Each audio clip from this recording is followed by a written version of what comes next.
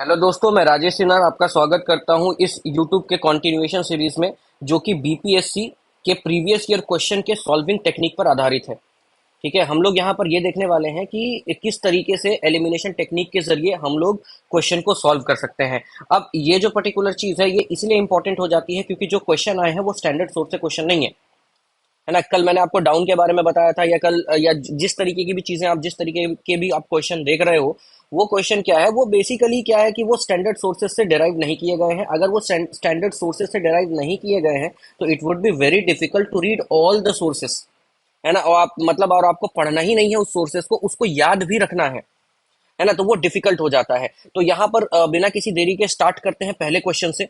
अगर आप लोगों ने पिछला वीडियो नहीं देखा है तो do visit our YouTube channel, और वहां पर जाकर के आप देखिए किस तरीके से हमने 1 से लेकर के 10 तक के क्वेश्चन को डील किया हुआ है। अब यहाँ पर क्वेश्चन पूछ रहा है यहाँ पर कि what is the fibre use to make bullet proof jacket. अब देखो यहाँ पर सवाल ये आता है, फाइबर की बात यहाँ पर की जा रही है। ठीक है, तो यहाँ पर एलिमिनेशन लगाना मुश्किल है अनटिल, यहाँ पर ये थोड़ा सा डिफिकल्ट है अनटिल आपको ये नहीं पता हो कि टेरेलिन और ट्वीट क्या है ना। नाइलन का सबको पता होता है, नाइलन आंसर नहीं होगा। लोग फंसेंगे कहां पर? बीसीडी में से।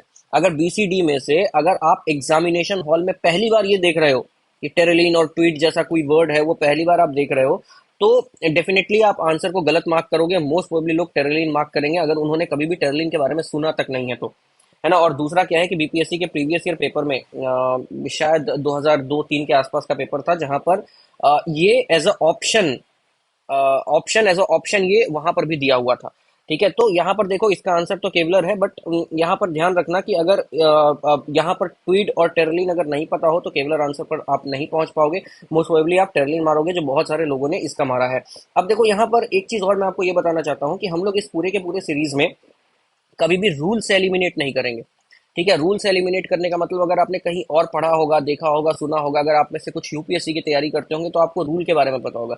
रूल कहने का क्या मतलब है कि आंसर का जो पैटर्न होता है उस बेसिस पर हमने रूल डिराइव कर लिया। जैसे जैसे रूल कहने का क्या मतलब है, जैसे पहले के टाइम पे यूपीएससी में होता था कि जो साइंस एंड टेक जो है, साइंस एंड टेक का जो भी आंसर होगा वो डी होगा, है ना। ये क्या है, ये एक तरीके का रूल है ना। उसके बाद क्या है कि मिनिस्ट्रीज जहां पर दी होगी वो गलत होगा, फैक्ट जहां पर दिया होगा गलत होगा, डेटा जहां पर वो ये सब रूल है, ये हट चुका है यूपीएससी में से भी।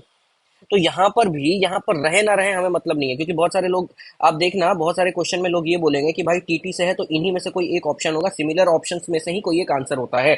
और अगर यहाँ पर नहीं हो रहा है, यहाँ पर केवलर हो रहा है, यहाँ नहीं हो रहा, तो नेट प्रॉफिट में रहोगे। मतलब अगर 5 क्वेश्चन में इस तरीके का ऑप्शन दिया हुआ है तो सिमिलर ऑप्शन में से ही कोई एक आंसर होगा। अगर आप 5 क्वेश्चन ऐसे ये सोच के कर रहे हो तो उसमें से आपके 3 सही होंगे। वो 3 सही हो, 4 सही हो, 5 में से 5 सही हो, ये कभी भी हट सकता है।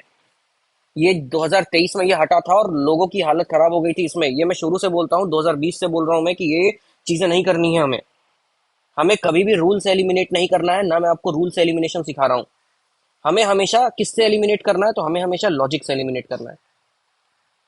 हमेशा वी विल अप्लाई लॉजिक्स इस टाइप की वीडियो में। अब कल के वीडियो को आप देखना तो आपको वो लॉजिकल डेरिवेशन आपको दिखेगा, है ना। लॉजिकल डेरिवेशन दिखेगा और वो इतना टफ नहीं है अगर आप प्रैक्टिस करोगे। जैसे कमेंट आया था कि किस तरीके से हम वो कर सकते हैं, मतलब एग्जामिनेशन हॉल में कैसे सोचेंगे। भाई यूपीएससी में बस 30 से 35 क्वेश्चन ही लोगों को आते हैं, और ये तो एलिमिनेशन कुछ भी नहीं है, सामने आंसर कह रहा है कि मैं आंसर हूँ। अदरवाइज वहां तो पता भी नहीं चलता, वहां तो सोचना पड़ता है कि what would be the answer. Elimination भी 4-5 मतलब लग जाते हैं। वहां पे आपको जब कॉमन सेंस लगाओगे ना, कॉमन सेंस के बाद भी 2-3 मतलब आपको 1 2 3 2 3 1 2 4 ऐसे करके देगा ना, तो आप फिर वहां पर भी कंफ्यूज हो जाते हो। यहाँ तो खैर वैसा नहीं है, यहाँ तो क्लियर कट कट शॉट है यहाँ, है ना। तो ये सारी बातें, ये सारी चीजें आपको यहाँ पर समझनी और देखनी होगी। तो यहाँ पर क्या होगा, यहाँ पर फिर से वही बताऊंगा, मैं ये नहीं बोलने वाला कि यार ऐसे कर लो वैसे कर लो तो आंसर हो जाएगा। ये नहीं कर सकते हो आंसर अगर आपको टेरलिन ट्वीट के बारे में नहीं पता है तो। ठीक है, तो बेसिक ये सारी चीजें हैं, अगर आपने सुन रखा है तब डिराइव किया जा सकता है, क्योंकि सीधा सीधा आप ये कनेक्ट कर लोगे कि भाई इससे कपड़े बनते हैं, जो हमने देखे हैं खुदरे टाइप के जो कपड़े होते हैं ना वो इससे बनते हैं। तो वो जो खादी टाइप का, तो आपको या सोफा कवर ये सब जो होता है ना, वो जो थोड़ा सा हार्ड होता है वो इससे बनता है। तो अगर आपको ये पता है आप इसको भी एलिमिनेट कर दोगे। ट्वीट और केवलर में से आपको चुनना होगा। जब यहाँ पर ये गलत हो गया और ट्वीट के बारे में आपने सुन रखा है तो ट्वीट के बारे में पता होगा, तो फिर आप केवलर मारोगे, क्योंकि ये ओनली ऑप्शन बचेगा, अदरवाइज नहीं हो सकता है ये। और ना ये लॉजिक्स आपको समझ में आएगा अगर आपको ये दोनों चीजें नहीं पता है तो। ये वाली बात यहाँ पर हुई। उसके बाद हम लोग चलते हैं दूसरे में। तो यहाँ पर देखो फिर से क्या होगा, हम लोग स्टेप बाय स्टेप चलेंगे, क्योंकि हमें क्या करना है, हमें सुनना नहीं है, वीडियो में आ करके सुन करके नहीं चले जाना है। हमें क्या करना है, हमें सीखना है, we have to learn the elimination, है ना। हमें क्या करना है, हमें एलिमिनेशन को सीखना है, तो we have to learn it. तो जब आपको एलिमिनेशन को सीखना है, जब आपको एलिमिनेशन को लर्न करना है, तो यहाँ पर आपके सामने फिर से क्या आता है, स्टेप्स आते हैं। मैंने आपको कल स्टेप्स बताया है। तो पहला स्टेप क्या होगा, पहला स्टेप क्या होगा भाई, तो पहला स्टेप होगा, स्टेप वन की अगर बात करें, S1 की बात करें, तो आपको आइडेंटिफाई करना है थीम को। You have to identify theme.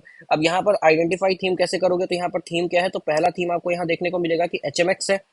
HMX का फुल फॉर्म है ना। अब यहाँ पर फिर से लोगों को ये लगने लगेगा कि यार अब जैसे कि इसमें से कुछ भी हो सकता है, और एक्चुअली कुछ भी हो सकता है, और HMX लोगों ने सुना नहीं होगा, तो HMX को कैसे डिराइव करें वो हम लोग यहाँ पर देखने की कोशिश करेंगे। तो यहाँ पर स्टेप वन क्या है, आपने थीम आइडेंटिफाई कर लिया। स्टेप टू कल क्या बताया था, स्टेप टू क्या कल क्या बताया था, रिलेशन देखो। अब रिलेशन यहाँ पर क्या देखोगे, देखो अगर आपको इसमें से कोई भी चीज गलत लग रही है या कोई भी चीज आपको समझ में नहीं आ रही है, आप प्लीज कमेंट बॉक्स में कम्युनिकेट करने की कोशिश करो। इट शुड ऑलवेज बी मतलब टू वे कम्युनिकेशन, तभी आप सीख सकते हो। वन वे कम्युनिकेशन मतलब मैं आपको टारगेट दे दूं, उसके बाद बोलूं इसको पढ़ के आना, उसके बाद बोल दूं कि यार इससे आंसर लिख दो, अब 50 आंसर लिख दो, और उसको मैं चेक नहीं करूं, तो अगर वन वे कम्युनिकेशन किसी भी गाइडेंस प्रोग्राम में है, या किसी भी कहीं पर भी आपको वन वे कम्युनिकेशन मिल रहा है ना, तो वो आपको कभी फायदा नहीं करेगा। ध्यान रखना, अगर आपने 3-4 मेंस नहीं लिख रखा, यूपीएससी का 2-3 इंटरव्यू आप नहीं जा गए हो, तो आपको वो फायदा नहीं कर सकता है, क्योंकि आपको आपकी कमियां नहीं पता चलेंगी, है ना। और अगर आपको लग रहा है कि सामने वाला गलत बता रहा है, इसका ये मतलब नहीं है वो गलत, इसका मतलब ये है कि आप अलाइनमेंट नहीं कर पा रहे हो because of lack of experience, है ना। तो आप कम्युनिकेट करोगे ना, तो चीजें सेटल होगी, सॉर्ट होगी, है ना। और लोग कर रहे हैं कमेंट, तो आप भी करने की कोशिश करो। अब देखो यहाँ पर क्या है कि S2 में क्या है, आपको रिलेशन देखना पड़ेगा। अब रिलेशन क्या देखोगे, तो यहाँ पर आपको देखने को मिलेगा what is the full forms of HMX। पहला ऑप्शन देखते हैं क्या है, हाई मेल्टिंग एक्सप्लोसिव। ठीक है, हाई मेल्टिंग एक्सप्लोसिव। अब हाई मेल्टिंग एक्सप्लोसिव का क्या मतलब है, कि इसका अगर हाई मेल्टिंग की बात कर रहा है, तो यहाँ से हम ये इन्फर कर सकते हैं, ये रिलेशन निकाल सकते हैं कि इसका जो मेल्टिंग पॉइंट है, मतलब इसको टेम्परेचर ज्यादा लगना होगा, इसको टेम्परेचर ज्यादा लगना होगा। इसके बाद क्या है, हाई डेंसिटी मोनो एटॉमिक जेनन। ठीक है, अब यहाँ पर हमें पता नहीं, हमने कभी सुना नहीं है, ना हमने हाई मेल्टिंग एक्सप्लोसिव सुना है, ना हमने हाई डेंसिटी मोनो एटॉमिक जेनन सुना है, ना हमने हेज मोनेटाइजिंग जेनन करेंसी सुना है, जीनो करेंसी एक्चुअली, और हर मेजेस्टीज एक्सप्लोसिव भी हमने नहीं सुना है। अब देखो, अब यहाँ पर 3-4 चीजें आपको समझनी होगी। पहले क्या समझना होगा कि भाई एग्जामिनर फंसा कैसे रहा है। तो सबसे पहला हम देखते हैं, हाई मेल्टिंग एक्सप्लोसिव पर हमने ये इन्फरेंस निकाल लिया कि टेम्परेचर ज्यादा होना चाहिए, टेम्परेचर ज्यादा होगा तो वो ब्लास्ट करेगा, जो कि हमें लगता है एक पॉसिबिलिटी हो सकती है आंसर होने की, क्योंकि जब आप देखोगे ना, कई सारे न्यूक्लियर बॉम्ब की बात करोगे, या किसी भी, आप अपने पटाखे की, दिवाली के पटाखे की भी बात करो ना, तो वो आग लगानी पड़ती है, तब वो एक्सप्लोड होता है। इसका मतलब क्या है कि उसकी मेल्टिंग, उसका जो टेम्परेचर है वो ज्यादा लगता है, मतलब जो नॉर्मल टेम्परेचर है, जिस टेम्परेचर पर आप उस पटाखे को रख रहे हो, उससे टेम्परेचर बढ़ाना होता है ना। तो हाई मेल्टिंग एक्सप्लोसिव का ये मतलब है। दूसरा क्या है, हाई डेंसिटी मोनो एटॉमिक जेनन। अब एक बात बताओ यार, मोनो एटॉमिक जेनन है ये, ठीक है। जेनॉन क्या होता है पता है आपको, ठीक है, इस पर हम लोग अभी नहीं बात करेंगे, लेकिन हमको इतना पता है, मोनो एटॉमिक, ये मोनो एटॉमिक अंग्रेजी का शब्द है, और मोनो एटम का क्या मतलब होता है, सिंगल एटम। ठीक है, सिंगल एटम, इसका मोनो एटम का तो यही सिंगल एटम मतलब होता है यार। इस अब देखो, अब ये मत बोलना कि इस एग्जाम में सर इसको कैसे सोचेंगे, यार मोनो एटम है, वो तो पढ़ते समझ में आना चाहिए, है ना। अगर ये पढ़ते समझ में नहीं आ रहा है, तो इसके लिए एक प्रैक्टिस होती है, वो कमेंट बॉक्स में, प्रैक्टिस क्या होती है, पढ़ते पढ़ते time you have to like activate your mind while reading. तो यहाँ पर देखो, मोनो एटमिक की बात हो रही है, मोनो एटमिक, एटमिक का क्या मतलब है, सिंगल एटम है वहां पर। ठीक है, यहाँ पर हाई डेंसिटी की बात कर रहे हैं। हाई डेंसिटी का क्या मतलब है, डेंसिटी को आप क्या समझते हो कॉमन शब्दों में, तो density is equal to rho is equal to mass by volume. अब ये मत कंफ्यूज हो जाना, रो क्या होता है, रो एक सिंबल है, ये नहीं भी दोगे तो इतना पता होना चाहिए कि मास बाय वॉल्यूम। और डेंसिटी अगर ये भी नहीं पता है, तो इतना तो पता होना चाहिए कि वो मास पे डिपेंड करता है ना, मास पे डिपेंड करता है। तो आप एक बात बताओ, डेंसिटी हाई कब होगी, जब मास हाई होगा। आपको लगता है किसी सिंगल एटम का जो मास है वो ज्यादा हो जाएगा, वो भी गैस का। जेनन क्या है ना, सिंगल एटम है, उसका मास कभी ज्यादा होगा। Xe2 होता तो समझ में आता, ये तो सिर्फ एक्सी बोल रहा है, समझ रहे हो बात को। तो यहां से क्या होगा, आपको यहाँ पे शक होना चाहिए कि यार ये क्या बता रहा है। उसके बाद हेज मोनेटाइजिंग जेनो करेंसी। हेजिंग क्या होता है, तो अगर कोई शेयर मार्केट, अच्छा हेजिंग बहुत बार यूपीएससी में भी पूछा था, हेज कोई किसी जानवर के बारे में अभी पूछा था, तो हेज के बारे में ऑलमोस्ट लोगों को पता होता है, और नहीं तो जो शेयर मार्केट में खेलते हैं उनको भी पता होता है कि हमारा पैसा रिस्क पे है, तो हम क्या करते हैं, अपने पैसे को सेफ गार्ड करने की बात करते हैं, है ना। We have to safeguard. तो हेजिंग का मतलब भी क्या होता है, सेफ गार्ड करना, सेव करना, रिस्क को मिटिगेट करना। तो यहाँ पर क्या बोल रहा है कि भाई जीनो करेंसी है, उस मतलब उससे एसोसिएटेड जो भी रिस्क है, हम लोग उसको क्या करेंगे, उसकी हेजिंग करेंगे। ठीक है, अब यहाँ पर एक बात बताओ कि ये जीनो करेंसी में हेजिंग क्यों करेगा कोई। अगर आपके पैसे, आपके पास मान लो 1 करोड़ रुपए हैं, आपको उसको बचाना है, तो आप उस 1 करोड़ रुपए के कुछ हिस्सों को तो बैंक में डालोगे। आप कहाँ डालोगे, बैंक में डालोगे या शेयर मार्केट में डाल दोगे। इसका मतलब ये है कि जीनो करेंसी में आप क्यों हेजिंग करोगे, आप भाई rupees, dollar, euro, pound sterling इन सब में करोगे। तो ये ऑप्शन भी गलत है ना। आप बचाओगे किससे, अगर मान लो शेयर मार्केट, आपका पैसा खतरे में क्यों है, क्योंकि आपने शेयर मार्केट में डाल दिया, आपने कंपनी के बॉन्ड में डाल दिया, अब कंपनी गिरेगी, आपका बॉन्ड का वैल्यू खत्म होगा, इन्फ्लेशन बढ़ेगा, आपको इन्फ्लेशन और बॉन्ड राइज का आपको ये सब यील्ड का मतलब पता होगा, तो आप बॉन्ड में क्यों डालोगे बचाने के लिए, है ना। अब ये मत बोलना सरकारी में डाल देंगे, तो भाई सरकारी में डालेंगे चलो ठीक है, लेकिन वो भी तो एक तरीके का, आप ये इस बात को समझने की कोशिश करो कि हेज मोनेटाइजिंग की जब यहाँ पर जब बात हो रही है जेनो करेंसी में, ये रुपीज, पाउंड स्टर्लिंग इस सब में जाएगा, यहाँ पर जेनो करेंसी में क्यों कोई करेगा। आपको ये भी शक होने लगेगा इसमें, हो सकता है ये भी गलत हो, ये भी गलत हो, अभी गलत है नहीं है पता नहीं, लेकिन ये गलत हो सकता है। हर मेजेस्टी एक्सप्लोसिव, यार हर मेजेस्टी क्या होता है, किसको बोलते हैं हर मेजेस्टी।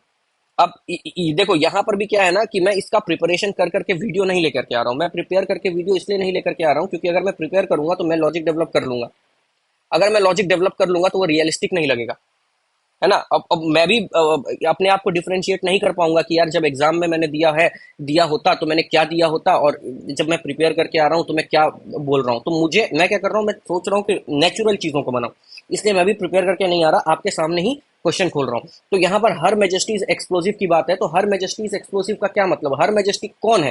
हर यहाँ पर देखो, ये कहीं ना कहीं आपको मतलब मैट्रिली, मतलब लड़कियों से, फीमेल से रिलेटेड आपको ये हर तो उसी के लिए लगता है ना, फीमेल के लिए लगता है।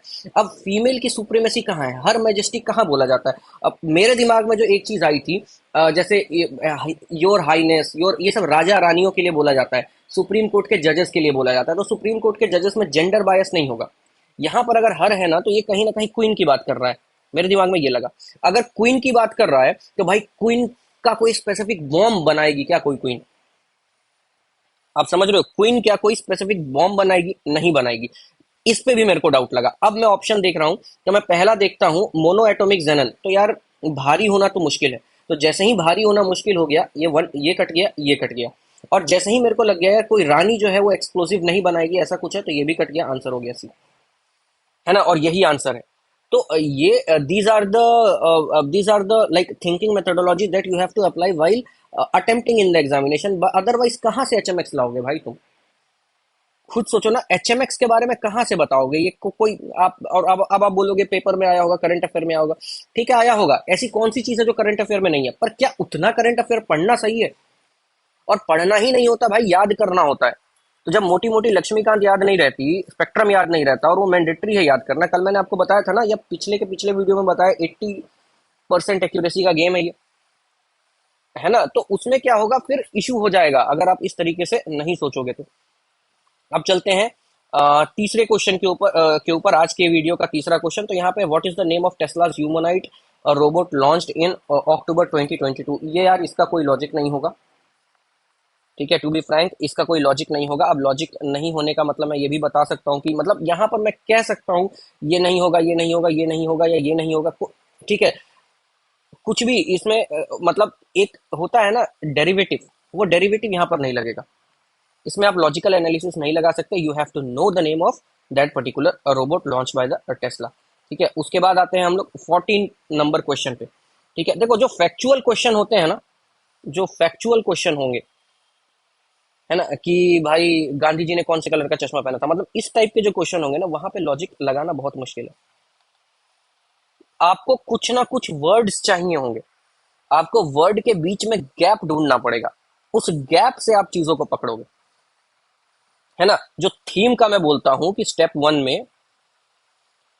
वन में आप थीम को पकड़ो, आप थीम को देखो, वो कहने का ही मेरा ये मतलब होता है कि आप थीम के जरिए उस गैप को पकड़ो। अब जैसे कैसे देखते हैं अगले क्वेश्चन में। तो अगला क्वेश्चन है यहाँ पर, फिर भी भाई आपका स्टेप वन क्या होगा? तो स्टेप वन होगा आपका थीम को पकड़ना। अब यहाँ पर थीम क्या है? तो यहाँ पर थीम है मैनहट्टन प्रोजेक्ट। यहाँ पर थीम थीम क्या है? Manhattan project. अब हमें नहीं पता कि मैनहट्टन प्रोजेक्ट, हमने कुछ सुना भी नहीं है इसके बारे में। लेट सपोज, देखो ये सीरीज उनके लिए नहीं है जो बहुत ही पढ़े लिखे हैं, जिन्होंने मतलब कि 5-10 बार, अब मतलब उनके मन में ऐसा होता है कि आज प्रीलिम्स ले लो तो मैं आज निकाल दूंगा। कुछ लोग ऐसे भी हैं। तो उनके लिए ये सीरीज नहीं है। क्यों नहीं है? क्योंकि भाई उनको इन सब की जरूरत ही नहीं है, उनको पता ही रहेगा। उनसे अगर कोई भी बंदा ऐसा है कि भाई तुम मेरे से साल में कभी भी प्रीलिम्स ले लो, बिना बताए प्रीलिम्स ले लो, मैं क्लियर कर जाऊंगा, तो वैसे लोगों के लिए ये सीरीज नहीं है ना।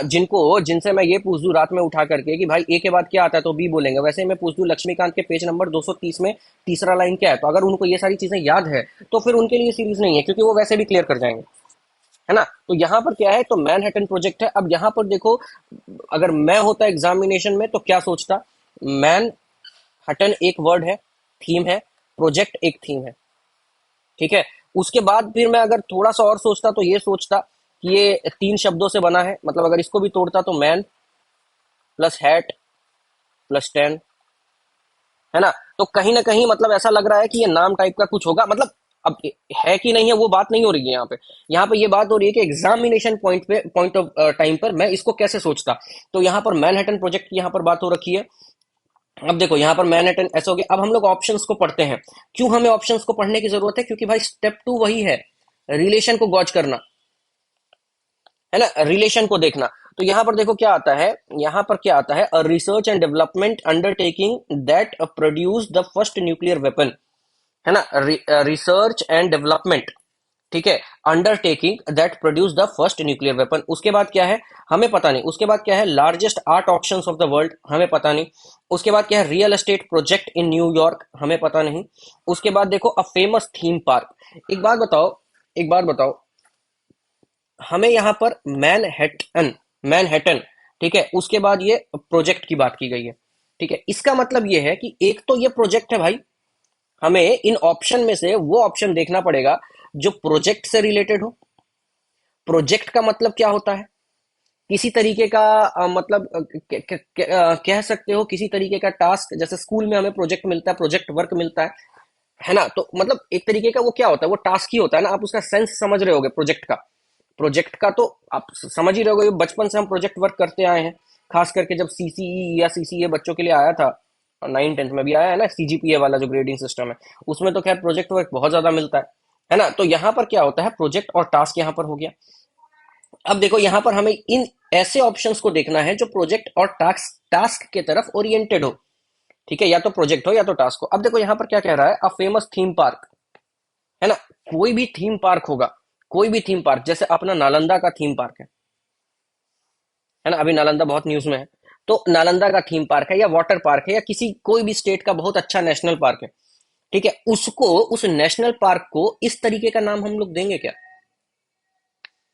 है ना। अगर देंगे भी तो भाई उसको कंजर्वेशन प्रोजेक्ट प्रोजेक्ट बोलेंगे, उसको कुछ और तरीके की चीज देंगे ये, और वो भी फेमस थीम पार्क।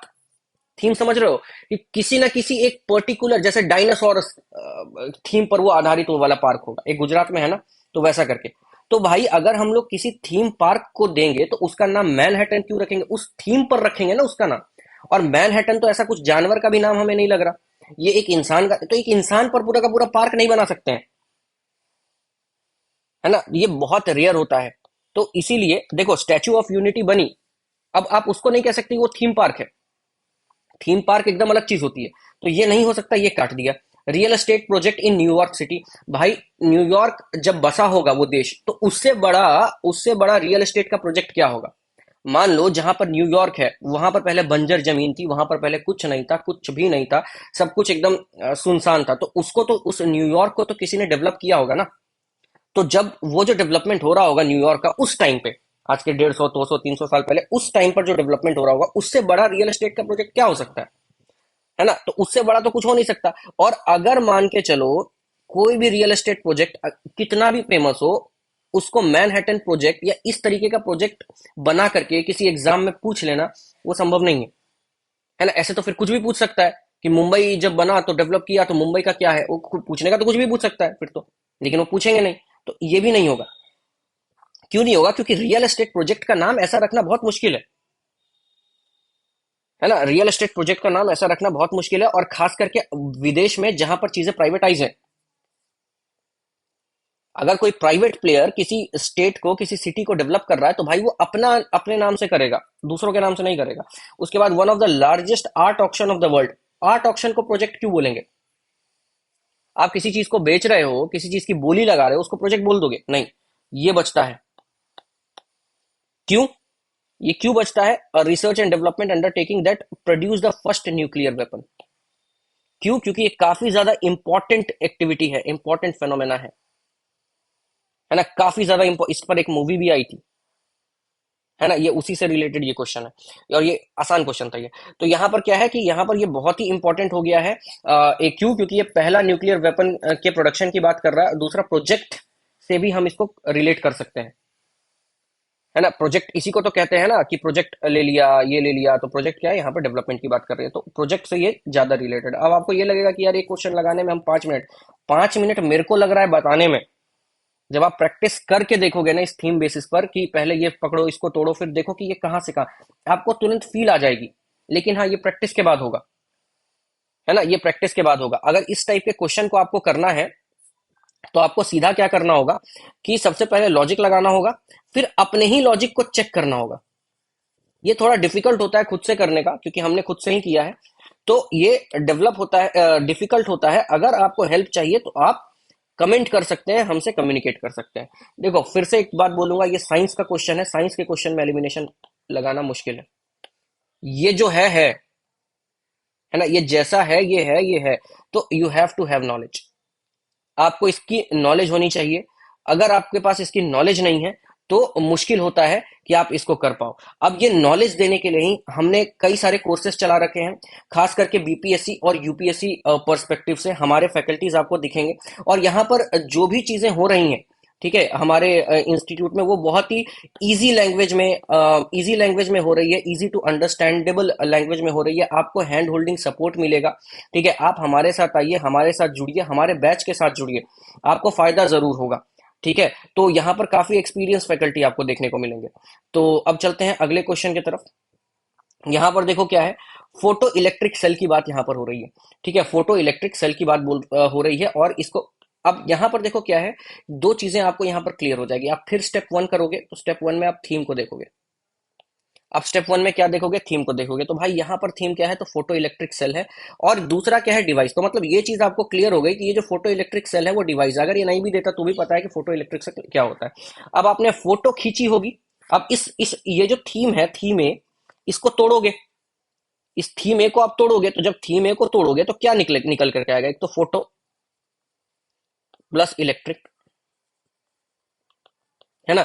अब यहां पर इलेक्ट्रिसिटी के बारे में कुछ सोचोगे तो क्या आपके दिमाग में आएगा? करंट, है ना। आपके घर में बल्ब जल रहा है, एसी जल रहा है, ठीक है, आपका मतलब लैपटॉप चार्ज हो रहा है, वो क्या है? वो मतलब इलेक्ट्रिक टाइप की वो चीजें हैं, है ना। अब ये मत समझना इलेक्ट्रिक शॉक, हाँ हाँ हाँ कर रहे हो, इलेक्ट्रिक शॉक लग गया, वो अभी मत सोचना। एग्जामिनेशन हॉल में वैसी कॉमेडी नहीं सोची जाती। तो यहाँ पर क्या है, यहाँ पर आप करंट से अपने आप इस चीज को रिलेट कर दोगे। फोटो क्या है?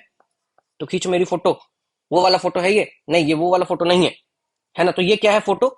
आप देखोगे कि आपको पता चलेगा, आपने वर्ड सुन रखा होगा फोटो सिंथेसिस, आपने एक वर्ड सुन रखा होगा फोटोन्स।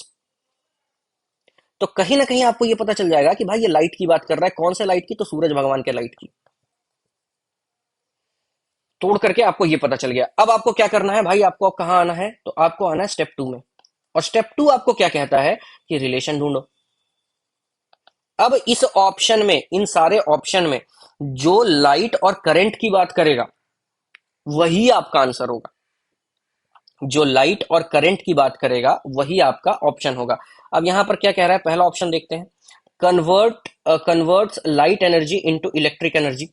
यहां पर बात कर रहा है लाइट और इलेक्ट्रिक एनर्जी की।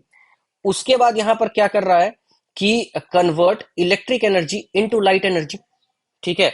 अब देखो, ऑप्शन तो इन दोनों में से कोई एक होगा, क्योंकि करंट और लाइट इन दोनों की बात इन दोनों ऑप्शन में हो रही है। लाइट एनर्जी को स्टोर करने की बात नहीं हो सकती, नन ऑफ द नहीं हो सकता, क्योंकि हमें एक दो में थीम मिल चुका है। ठीक है, तो आपने क्या किया है, बेसिकली इन दोनों को एलिमिनेट कर दिया है।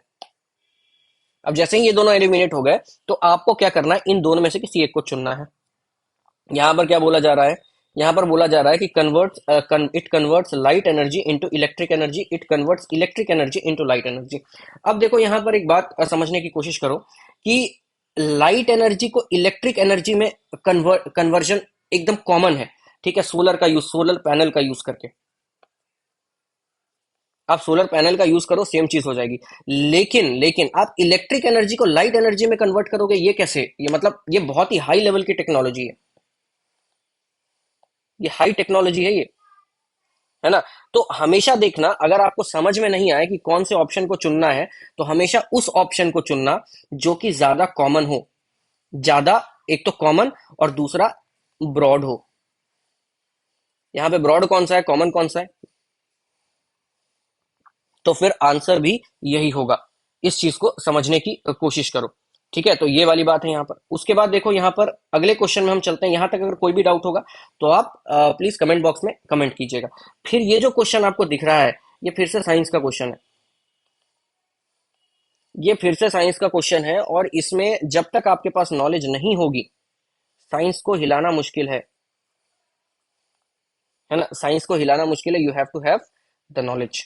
उसके बाद यहां पर आते हैं, कोविड वैक्सीन के बारे में है। अब हाँ, यहां पर हमेशा ध्यान रखना, ये उन लोगों के लिए सीरीज है जो क्या होते हैं, जो मतलब होता नहीं है कि लोग, आप देखते होंगे बहुत सारे लोग 10 घंटे पढ़ रहे हैं, है ना। लोग बहुत 10 घंटे पढ़ रहे हैं, लेकिन आउटपुट जीरो आ रहा है ना। अब लोग 10 घंटे पढ़ने के बाद आउटपुट जीरो ला रहे हैं, तो लगता होगा यार ये कैसे लोग हैं, इनके अंदर तो एफिशिएंसी नहीं है ना। ये 3 4 4 साल से प्रीलिम्स की तैयारी कर रहा है ना, 2 साल से 3 साल से, और प्रीलिम्स ही नहीं निकल रहा। ये कैसा होगा, ये कैसा बंदा होगा? भाई वो बंदा अगर खराब होता, या वो बंदा अगर वैसा कुछ कैसा भी होता ना, तो वो बाकी एस्पेक्ट में भी दिखता। बाकी एस्पेक्ट कहने का मतलब, अगर घर के काम कर रहा है उसमें भी गड़बड़ करता, किसी से बात कर रहा है उसमें भी गड़बड़ करता, वो बाकी सब जगह सही है, उसकी दोस्ती भी वैसी ही होती, वो गेम खेल रहा होता तो उसमें भी वो मतलब मंद बुद्धि टाइप का होता। लेकिन वो मंद बुद्धि हर जगह नहीं है, वो बस प्रीलिम्स नहीं निकाल पा रहा है। तो क्या वाकई ये कहना सही होगा कि वो बंदा पता नहीं कैसा है यार, 4 साल से तैयारी कर रहा है, घिस घिस के वो हो ही नहीं रहा? नहीं, वो ऐसा इसलिए हो रहा है ना, क्योंकि वो उस, अगर वो मेहनत कर रहा है, तो वो क्या कर रहा है, उस लाइन और लेंथ में, उस डिसिप्लिन में मेहनत नहीं कर पा रहा है। आप बात को समझने की कोशिश करना। जैसे इकोनॉमिक्स है ना, इकोनॉमिक्स इकोनॉमिक्स अब पूछने लगा यहाँ पर भी। लोग कह रहे हैं, एक काफी फेमस यूट्यूब पे पहले टीचर थे, अभी किसी एक इंस्टीट्यूट में वो टीचर हैं, तो कहा जा रहा है कि उनका इकोनॉमिक्स पढ़ लो। नो डाउट बहुत बेहतरीन पढ़ाते हैं, लेकिन अरे वो इतना ज्यादा पढ़ा देते हैं ना कि वो बीपीएससी के लिए वो रेलेवेंट ही नहीं रहता है। मतलब बीपीएससी के लिए आपको चाहिए जितना वो पढ़ा रहे हैं उसका 10%। क्यों 10% चाहिए? क्योंकि 4 ही डोमेन से क्वेश्चन पूछता है ना, और वो 4 डोमेन उंगली पर है। अब वो जो 4 डोमेन उंगली पर है, आप इस चारों के अलावा आप 40 पढ़ रहे हो, तो कभी भी आप इस 4 पे फोकस नहीं कर पाओगे। फिर क्वेश्चन यहां से आएगा तो आप गलत करोगे। समझ रहे हो, यहां पर गड़बड़ी हो जाती है। तो हमेशा ध्यान रखना कि वो ये सीरीज इन लोगों के लिए है जो अपने प्रिपरेशन को कटिंग एज नहीं दे पा रहे हैं, क्योंकि आता उनको हर कुछ है। ठीक है, लेकिन वो फाइन रिफाइनमेंट बोलते हो ना, जो कि रिफाइनमेंट फाइन होना चाहिए, वो फाइन रिफाइनमेंट उनमें नहीं होता है। तो यहां पर इस बात को ध्यान रखना। फिर से यहां पर आएंगे, और यहां पर हम लोग फिर से स्टेप 1 लगाएंगे, उसके बाद स्टेप 2 लगाएंगे। स्टेप 1 की बात करें तो, how do Covid vaccine stimulate and immune response. तो स्टेप 1 में क्या होगा, हमें थीम को पकड़ना है। थीम यहां पर क्या होगी, तो भाई कोविड वैक्सीन की बात कर रहा है, इम्यून रिस्पॉन्स की बात कर रहा है। फिर हमें स्टेप 2 पकड़ना है। स्टेप 2 क्या बताएगा, तो भाई ये रिलेशन की बात करेगा, है ना। स्टेप 2 किसकी बात करेगा, तो रिलेशन की बात करेगा। तो यहां पर देखो क्या पूछ रहा है ये, by introducing live attenuated SARS COVID 2 virus. ठीक है, अब हमें पता नहीं, हमको पता नहीं है कि भाई इसका आंसर क्या होगा, वो कैसे, बस हमें इतना पता है कि ठीक है, कुछ उसी तरीके का same microbe, same virus, same तरह की प्रजाति अंदर डालते, ये भी नहीं पता, हमें कुछ नहीं पता है। हमें ये भी नहीं पता है कि सेम तरीका कुछ होता है, हम कुछ नहीं पता, हम बस एग्जाम में आए हैं, बस ऐसे ही मुंह उठा के आ गए हैं। और हमें क्या करना है, अपने आप पर कॉन्फिडेंस रखते हुए चीजों को देखना है। तो यहाँ पर क्या है, तो हाउ डू कोविड वैक्सीन, मतलब इतना तो समझ में आ रहा है कि भाई कोविड 19 की बात हो रही है, उसके वैक्सीन की बात हो रही है, कैसे वो इम्यूनिटी या इम्यून रिस्पॉन्स देता है उसकी बात यहाँ पर की जा रही है। तो यहाँ पर क्या है, live attenuated SARS COVID 2 virus, हमें पता नहीं है सही है कि नहीं, by introducing a real SARS COVID 2 virus. भाई यहाँ पर एक बात बताओ, जब सार्स कोविड 2 वायरस की बात हो रही है, तो इसमें रियल और डुप्लीकेट का क्या मतलब होगा? चाइनीज माल भेजेगा क्या ये? मतलब डुप्लीकेसी क्या है इसमें? सार्स कोविड 2 वायरस, आप इसको क्या करोगे, इसको क्लोन ही तो करोगे, तो डुप्लीकेट कैसे हो जाएगा? डुप्लीकेट का क्या मतलब हो सकता है, आप खुद सोचो। रियल, अगर ये ऑप्शन, ये इस ऑप्शन का ऑल्टरनेटिव ऑप्शन क्या होगा, ऑप्शन नंबर बी का ऑल्टरनेटिव ऑप्शन क्या होगा कि by introducing a real SARS COVID 2 virus. तो रियल क्या होता है, वो तो सार्स कोविड 2, तो सार्स कोविड 2 वायरस है ना, रियल डुप्लीकेट नहीं होता। मतलब ये क्या, इसका क्या मतलब है यार, ये जो ऑप्शन है ना, ये फ्रेम किया गया है, ये नहीं हो सकता आंसर। जब भी आपको लगने लगे कि ऑप्शन फ्रेम किया गया है, या आपको ये लगने लगे कि ऐसा लगता है ना, कोई इंसान, किसी इंसान को देखोगे तो लगता है यार कितना बढ़िया इंसान है, बाद में रियलिटी सामने आती है, वो उसी तरीके से ऑप्शन के साथ है। इसको देखोगे यार, यार यही ऑप्शन तो सही होगा, बाद में पता चलता है वही गलत होता है ना, और बहुत सिली तरीके से हम लोग उसको गलती कर देते हैं। तो उसी तरीके से यहाँ पर भी होता है, इसको बनाया गया है ऑप्शन, है ना, और ऑप्शन बनाया है और वो दिख रहा है। अरे डुप्लीकेट क्या होता है, चाइना का माल थोड़ी ना है कि डुप्लीकेट हो जाएगा, तो ये खत्म हो जाएगा, ऐसे सोचना होगा। उसके बाद by introducing harmless piece of SARS COVID 2 virus. एक बात बताओ, पीस, हार्मलेस पीस का क्या मतलब है? पीस समझते हो, केक का पीस तो समझ में आता है कि केक खाना है, उसको पीस पीस करके खाओ। लेग पीस समझ में आता है ना, चिकन का लेग पीस समझ में आता है। वायरस का पीस क्या होगा? वायरस को कैसे काटोगे, उसको पीस पीस करके कैसे अंदर डालोगे? और अगर उसको पीस, यार वायरस पीस पीस नहीं हो सकता, वो डल ही नहीं सकता, है ना, वो डल ही नहीं सकता है, उसकी प्रॉपर्टी वही रह जाएगी। आप समझने की कोशिश करना। एक पानी का बूंद है, पानी की बूंद है, अब उसको आप अलग अलग काट काट के डालोगे, ठीक है, तो उसमें क्या फर्क पड़ेगा? कोई फर्क नहीं पड़ेगा, है ना, फैलाओगे पानी फैल जाएगा, साइज उतना ही ले लेगा।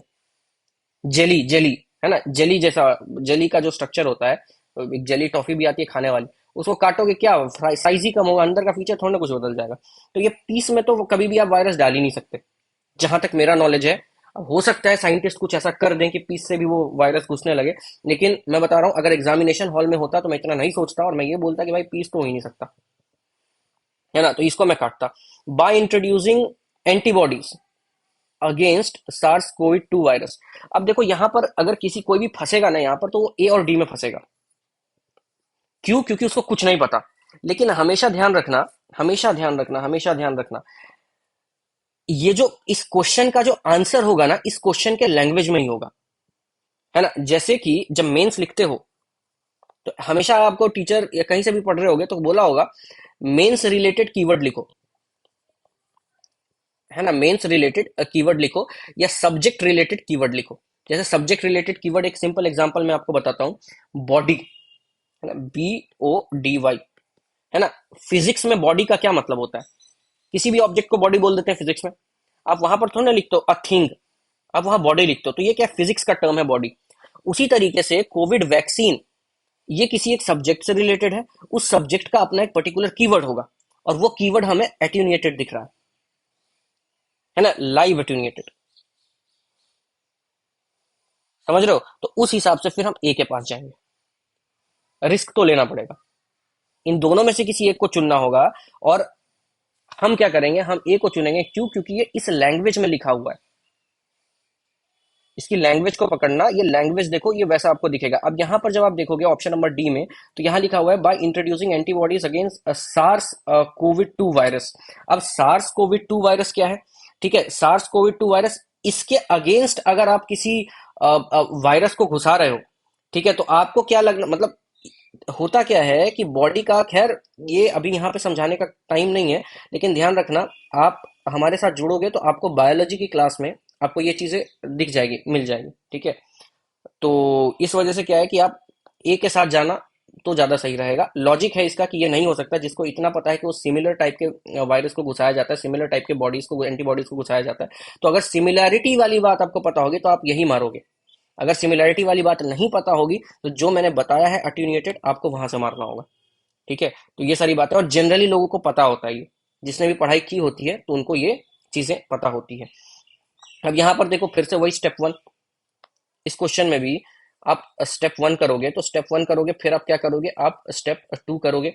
तो आप जब स्टेप वन कर रहे हो, है ना, आप स्टेप वन कर रहे हो तो यहाँ पर आपको क्या दिख रहा है, तो आपको यहाँ पर दिख रहा है कि थीम, आपको यहाँ पर क्या होगी थीम, तो यहाँ पर बैड कंडक्टर की बात की गई है ना, इलेक्ट्रिसिटी की बैड कंडक्टर। ठीक है, तो यहाँ पर थीम आपने आइडेंटिफाई कर लिया। दूसरा अब आपको क्या आइडेंटिफाई करना है, तो दूसरा आपको भाई रिलेशन को आइडेंटिफाई करना है। रिलेशन क्या पूछ रहा है, तो पानी, इलेक्ट्रिसिटी से वो पूछ रहा है। ठीक है, ये सारी चीजें हैं। अब यहाँ पर देखो सॉल्टेड वाटर है, ऑरेंज जूस है, लेमन जूस है। ऑरेंज जूस और लेमन जूस लगभग लगभग सेम टाइप के, मतलब ऑरेंज और लेमन लगभग लगभग सेम टाइप के मतलब की फ्रूट्स है, ये सेम टाइप के फ्रूट्स है। ठीक है, इसका मतलब ये है कि अगर लेमन होगा तो ऑरेंज भी होगा, अगर लेमन नहीं होगा तो ऑरेंज भी नहीं होगा। समझ रहे हो बात को? लेमन के अंदर जो लेमन की जो प्रॉपर्टीज होगी विटामिन सी वाली, वो इसके अंदर भी होगी, ऑरेंज के अंदर भी होगी। तो अगर ऑरेंज आंसर होगा तो लेमन भी होना चाहिए मोस्ट प्रोबेबली, अगर लेमन आंसर होगा तो ऑरेंज भी होना चाहिए मोस्ट प्रोबेबली। बट बीसी कहीं पर भी ऑप्शन में नहीं है, इनमें से कोई एक ही है, तो ये दोनों नहीं होंगे। होंगे तो दोनों होंगे, अगर हमें नहीं कुछ पता है तो होंगे तो दोनों होंगे, नहीं होंगे तो कोई नहीं होगा। उसके बाद जो ऑरेंज एंड लेमन जूस की बात कर रहे हो ना, इसके अंदर साल्ट भी होता है, जिस वजह से साल्टेड वाटर भी आंसर नहीं होगा, है ना। इन तीनों की प्रॉपर्टी, जब इन तीनों की प्रॉपर्टी लगभग लगभग सेम है, तो यहां पर फिर आंसर आपका डी आ जाएगा, है ना, ये फिर डी आ जाएगा। उसके बाद हम लोग चलते हैं डीएनए के पास। अब डीएनए फिर से क्या है, ये साइंस का क्वेश्चन है और ये फैक्चुअल क्वेश्चन है, ये आपको पता होना ही चाहिए, और ये बहुत इजी क्वेश्चन है, इसका कोई लॉजिक नहीं है। अगर आपको पता है तो पता है, नहीं पता है तो नहीं पता है, पता है तो पता है, नहीं पता है तो आपको नहीं पता है। उसके बाद यहाँ पर फिर से वही बात है। ठीक है, सी जो भी है सी, ठीक है। अब ये कैसे होता है, ये हमारे क्लासेस में आपको पता चलेगा। फिर से ये साइंस का क्वेश्चन है, यहाँ पर यू हैव टू नो, क्योंकि लॉजिक इसके भी डिराइव कर सकते हैं। लॉजिक तो मैं इसका भी अभी अभी बैठे बैठे आपको बना सकता हूँ, बता सकता हूँ, लेकिन ये ना तो मेरे लिए फिजिबल है, मैं भी नहीं कर पाऊंगा एग्जामिनेशन हॉल में अगर मुझे कुछ नहीं पता होगा तो। I have to have some kind of knowledge science के क्वेश्चन के करने के लिए, क्योंकि घर में तो बैठे हुए हैं, एसी में बैठे हुए हैं, आराम से बता रहे हैं बैठ करके, वहां पर आप क्या कर सकते हो उसकी बात यहाँ पर हमें करनी है ना। ये यहाँ पर मुश्किल है, अगर आप लोगों से हो पा रहा है तो प्लीज कमेंट बॉक्स में आप बताना। उसके बाद यहाँ पर हम लोग बात करते हैं, फिर से वही क्वेश्चन आया है। अगर आपको याद होगा, अगर आपको पता होगा, वही क्वेश्चन आने का क्या मतलब है, सिमिलर लाइन पे क्वेश्चन आया है। अगर किसी ने मेरे से शायद कोई तो था जिसने कमेंट किया था और उन्होंने कम्युनिकेट किया था, तो मैंने उनको बताया था प्रीलिम्स के पहले, अभी यूपीएससी का उसके पहले, तो मैंने ये बताया था कि भाई 3 राउंड्स में क्वेश्चन को करना है ना, 3 राउंड्स में क्वेश्चन को करना है। पहले राउंड में पूरा गो थ्रू करना है। तो उन्होंने कहा कि पूरा गो थ्रू क्यों करना है, मतलब पूरा गो थ्रू क्यों करना है भाई, क्यों करना है, क्योंकि एक क्वेश्चन का आंसर कई बार दूसरे क्वेश्चन में छुपा हुआ होता है। 2019 के पेपर में देखना, लगातार 2 क्वेश्चन थे और दोनों में एक कॉमन ऑप्शन था, है ना, दोनों में एक ऑप्शन कॉमन था। और अगर आप सेट ए का शायद 19-20 क्वेश्चन था, हिस्ट्री का क्वेश्चन था, तो एक क्वेश्चन का आंसर अगर आपको नहीं पता होगा तो वो दूसरे से आप उसको पकड़ लोगे। सिमिलरली एक 2020 का था वर्टिकल फार्मिंग करके, यूपीएससी में पूछा हुआ था और ये 2 क्वेश्चन में था। अगर आपने क्वेश्चन पढ़ा होता तो आप दोनों क्वेश्चन को सॉल्व कर सकते थे बिना किसी नॉलेज के, एलिमिनेशन से, है ना। तो ये सारी बातें हैं।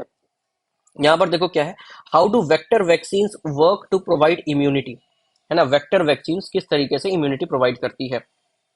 अब यहाँ पर देखो क्या जो बेसिक इसका ये है, by introducing a weakened or inactivated virus into the body. ठीक है, by directly attacking and destroying pathogen of the body, है ना। अब ये directly attacking and destroying pathogen by placing the virus in a modified version of different virus. ठीक है, by entering directly into the cell and enabling them to create spike protein,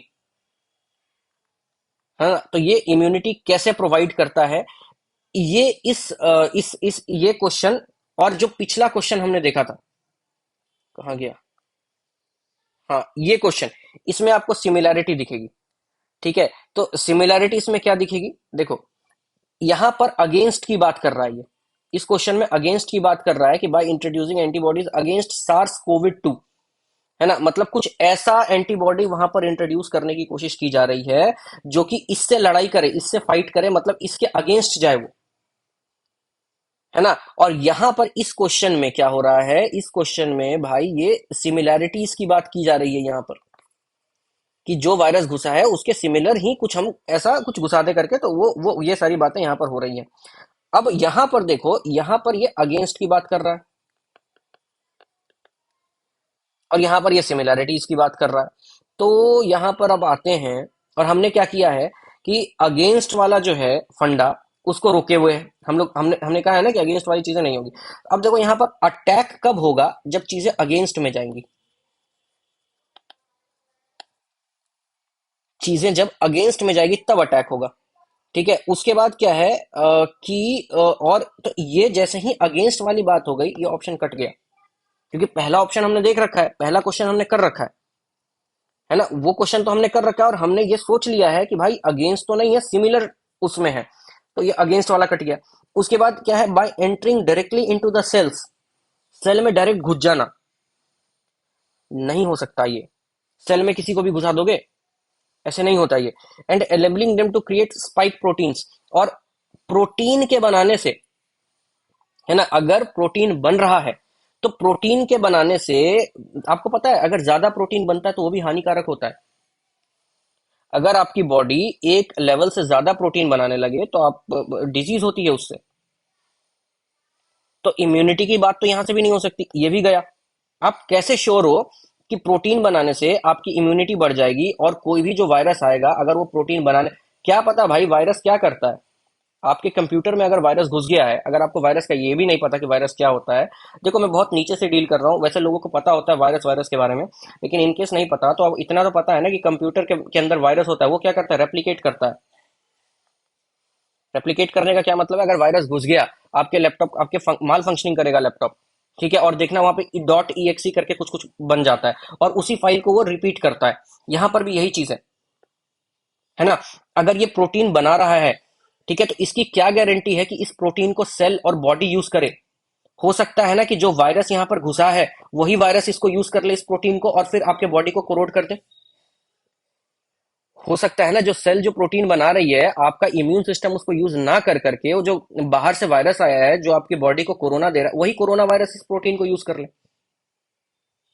है ना। और ये कभी भी डायरेक्टली इस तरह का शब्द आएगा ना तो ये नहीं होता है, डायरेक्टली कैसे घुसा दोगे यार, कहीं पर भी प्रोसेस होता है हर चीज का, ये गया। अब यहां पर क्या है, bye placing the virus in A modified version of different virus, यहां पर फिर डिफरेंस की बात आ गई, यहां पर फिर डिफरेंस की बात आ गई, और जहां पर डिफरेंस की बात आएगी वो अगेंस्ट की ही बात होगी, तो ये भी नहीं होगा, फिर आंसर बचता है ये जो कि आंसर होगा, ऑप्शन बचता है ए जो कि आंसर होगा। क्यों, क्योंकि देखो डिफरेंट वायरस अगर आता है तो वो कहीं ना कहीं क्या करेगा, उस प्रॉपर्टी को सोचने की बात करेगा, उस प्रॉपर्टी, उसके प्रॉपर्टी से वो अपने आप को अलग करेगा, और जैसे ही वो उसके अपने प्रॉपर्टी से उसको अलग कर रहा है, तब क्या होता है, क्या होगा बेसिकली, तब ये होगा कि वो कहीं ना कहीं एक दूसरे के साथ कॉन्फ्लिक्ट में आएंगे, और ये कॉन्फ्लिक्ट वाला फंडा पिछले क्वेश्चन में हमने देख लिया नहीं होता, तो आंसर फिर यही बच रहा है ना, फिर आंसर यही बच रहा है। ठीक है, अब देखो यहाँ पर बेसिकली क्या होता है, हमारे यहाँ पर जो कोर्स चलता है, यहाँ पर आपको जो यूट्यूब में कोर्स मिल रहा है वो एक जेनरिक कोर्स है, ठीक है, लेकिन अगर आप हमारे साथ जुड़ते हो तो मेंस प्लस प्री की आपको पूरी मेंटरशिप दी जाती है, और ये आपके एग्जाम, जब तक आपका एग्जाम लास्ट लॉन्ग नहीं होता तब तक ये एक साइकिल, एक इटरेशन को ये फुलफिल करता है, मतलब 1 से 1.5 साल का कोर्स होता है। और यहाँ पर हम लोग आपको हैंड होल्डिंग सपोर्ट देते हैं प्रीलिम्स और मेंस में। ये बाकी इंस्टीट्यूट की तरह नहीं होता है कि आपको ये टारगेट दे दिया, वो टारगेट दे दिया और बोला करो, नहीं, हम लोग इवेल्युएट करके देते हैं, और इवेल्युएट खुद फैकल्टी करते हैं।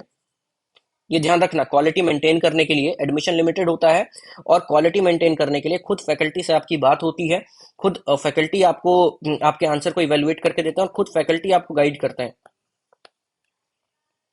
है ना। तो जुड़िए इस गाइडेंस के लिए, और आप अपने प्रिपरेशन में खुद ही चेंज देखोगे कि आपके प्रिपरेशन में कैसा चेंज आता है, आप खुद ही देखोगे, आप खुद ही बोलोगे। ठीक है, तो यहाँ पर बेसिकली क्या होता है, एक आज के इस वीडियो का हम लोग लास्ट क्वेश्चन लेते हैं, नहीं तो वीडियो काफी लंबी हो जाएगी। तो यहाँ पर देखो क्या है, क्वेश्चन क्या पूछ रहा है, the process that continuously add new crust to crust.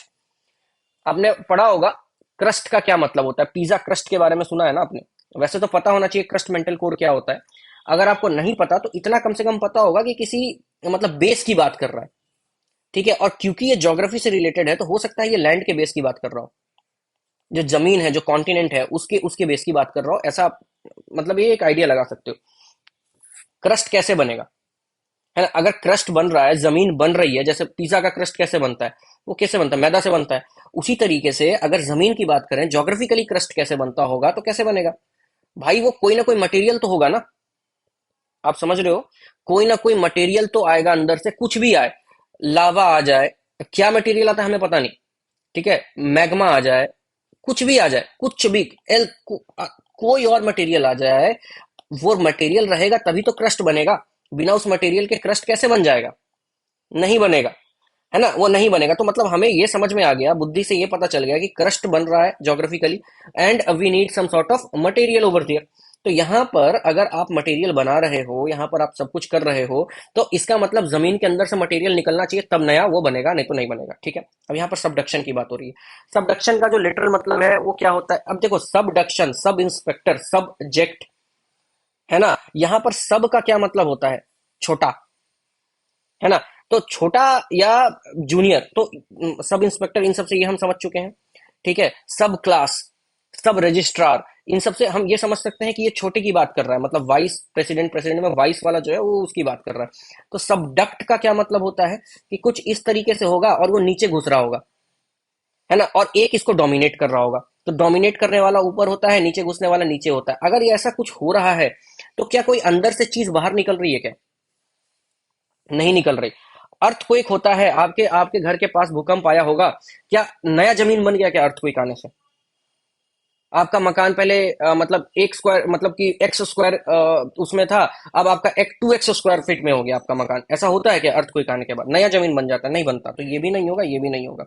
अब यहाँ पर सी फ्लोर स्प्रेडिंग है। सी फ्लोर स्प्रेडिंग का क्या मतलब है कि जो फ्लोर है, अब देखो सी फ्लोर कुछ भी हो, चलो ठीक है, सी का फ्लोर है ये, तो यहाँ पर ऐसा फ्लोर है, यहाँ पर ऐसा फ्लोर है। अब ये स्प्रेड कर रहा है, मतलब ये फैल रहा है, ये ऐसे ऐसे फैलेगा। जब ये ऐसे ऐसे फैलेगा ना भाई, तो ये फटेगा। सी फ्लोर स्प्रेडिंग उसी को कहते हैं। और किस तरीके से स्प्रेड करेगा, आप ही बताओ, किस तरीके से स्प्रेड करेगा। आप केचप स्प्रेड करते हो ना ब्रेड पे, तो क्या होता है वो उसकी स्प्रेडिंग कैसे होती है। स्प्रेडिंग का क्या मतलब होता है, फैलना होता है। तो ये फैलेगा, कैसे फैलेगा, ये उधर जा सकता है, इधर जा सकता है, इधर जा सकता है, इधर जा सकता है, मतलब मूवमेंट होगी। जैसे ही मूवमेंट होगी, ये क्या होगा, ये फटेगा, ठीक है, ये फटेगा। ये फोर्स क्या करेगा, इसको ऊपर नीचे आगे पीछे करेगा। मैं ये नहीं बोल रहा कि ये बैलेंस होगा फोर्स, ध्यान रखना, फोर्स बैलेंस नहीं होगा। अगर फोर्स बैलेंस हो गया तो सी फ्लो स्प्रेडिंग नहीं होगी। मैं बोल रहा हूं इनमें से किसी एक डायरेक्शन में ये जा रहा है, सब में नहीं जा रहा है। यहां मैं पॉसिबिलिटी दिखा रहा हूं, किसी एक में जा सकता है। जैसे ही यहां पर ये जगह बनेगी ना, नीचे से कुछ ना कुछ ऊपर आएगा, और जैसे ही नीचे से कुछ ना कुछ ऊपर आएगा, यहाँ पर फ्लोर बन जाएगा। तो आंसर ये होगा। कन्वेक्शन हो नहीं सकता, कन्वेक्शन, एडवेक्शन, ये सब सब आपको पता होगा, ये कॉमन सेंस है। तो यहाँ पर ये भी नहीं होगा, तो आंसर बचता है सी, ठीक है। तो आज के वीडियो में हम इतना ही रखते हैं, मिलते हैं अगले वीडियो में। आशा करता हूं आपको ये वीडियो समझ में आई होगी, आपको कुछ सीखने को मिला होगा। आप इसको इंप्लीमेंट कीजिए, सुनने से नहीं होगा, आप प्लीज इंप्लीमेंट कीजिए। इंप्लीमेंट करने के बाद आप कमेंट बॉक्स में कमेंट भी कीजिए। तो अब तक बने रहने के लिए धन्यवाद।